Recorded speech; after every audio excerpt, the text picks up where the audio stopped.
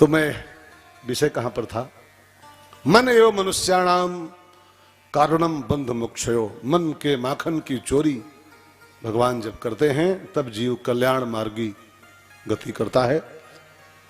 और भगवान जब माखन चोर के नाम से प्रसिद्ध हो गए, प्रसिद्ध माने कुख्यात हो गए, तो ये बात यशोदा मैया को थोड़ा अखरने लगी तनिक तनिक अंदर से, कि जिसके घर में 9 मन माखन रोज होता हो, किलो 2 किलो नहीं, 9 मन माखन होए रोज, और उसका लड़का इकलौता लड़का और माखन चोर के नाम से बदनामी करा रहा है संसार में।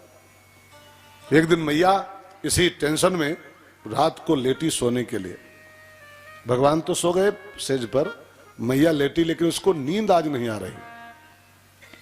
मैया के मन में रह रह के वही विचार कौंध रहा है, 9 मन माखन होता है रोज, घर का माखन क्यों नहीं खाता है? गोपियों के माखन की चोरी करता घूम रहा है, बदनामी कराता है फालतू में, घर का माखन क्यों नहीं खाता? यही विचार, यही विचार, विचार नहीं, विचार क्रांति चल पड़ी उसके अंदर। बहुत रात बीत गई, तब मैया यशोदा को एक कारण समझ में आया। एक कारण हो सकता है, गोपियां अपना माखन निकालती हैं स्वयं, गोपियां स्वयं मथती हैं, और हम चूंकि महारानी हैं, इस ब्रज की मुखिया हैं, बड़ी आदमी हैं, तो हमारे यहां सब दासियां लगी हैं, नौकरानियां, तो हमारे घर का माखन दासियां निकालती हैं और गोपियां स्वयं मथती हैं।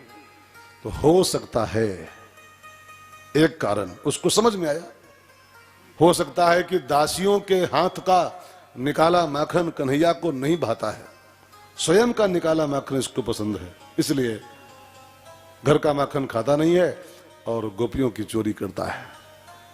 और ध्यान देना बहनों भाइयों, ये मनोसूत्र है, भगवान को वही माखन भाता है जो स्वयं मथ के निकाला जाए। दूसरों से मंथन करा के निकलवाया गया माखन चाहे कितनी क्वांटिटी में हो, भगवान उसको कबूल नहीं करते हैं। स्वयं मत हो, स्वयं मत के निकालो माखन। स्वयं मथना माने स्वयं का किया हुआ साधन, स्वयं का किया हुआ भजन ही भगवान कबूल करते हैं। दूसरों से करवा के जो भजन होता है ना, वो सब भगवान कबूल नहीं करते। स्वयं मत ही, भले 1 घड़ी आधी घड़ी, भले 50 ग्राम ही सही, लेकिन जो करो स्वयं करो। मैंने आपको पर साल भी जब मैं आया था लास्ट ईयर कथा में, तो मैंने आपसे एक बात कही थी कि नहीं कही थी खबर नहीं, लेकिन एक बात सुन लो ध्यान देके, कही भी थी तब भी सुन लो, नहीं कहती तब भी सुन लो। शास्त्रों में लिखा है 4 काम ऐसे हैं जब तक स्वयं न करो उसका फल नहीं मिलता है। 4 काम दुनिया में, जब तक ये खुद नहीं करोगे कोई फल नहीं पाओगे।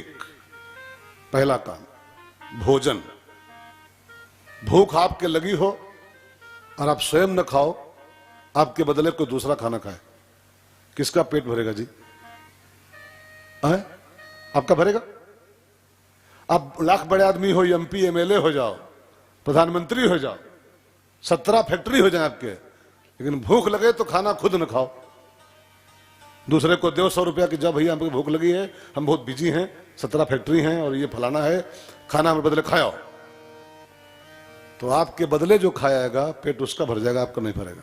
आप चाहे कितने बिजी हो, रोटी आपको खुद खानी पड़ेगी, तब आपका पेट भरेगा। ठीक है, पहला काम भोजन, जब तक खुद न करो पेट नहीं भरता है।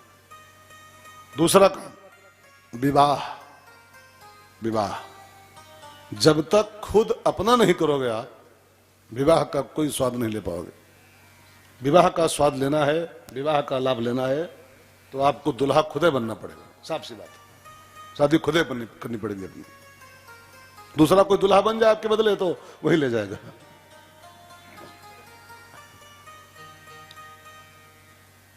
शिशुपाल दुल्हा बन के आया था, ले कोई और गया। दुल्हा बनने से पहले शादी करनी पड़ेगी आपको अपनी ही। ठीक है, समझिएगा ठीक से मेरी बात को। तो भोजन, विवाह, तीसरा काम है मृत्यु, मौत।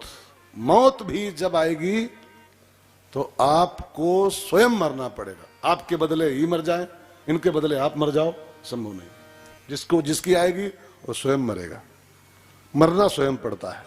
ठीक। और चौथी जो अंतिम बात लिखी है शास्त्रों में, वो है भजन, साधना। भजन भी जब तक खुद न करो स्वयं, फल नहीं मिलता है।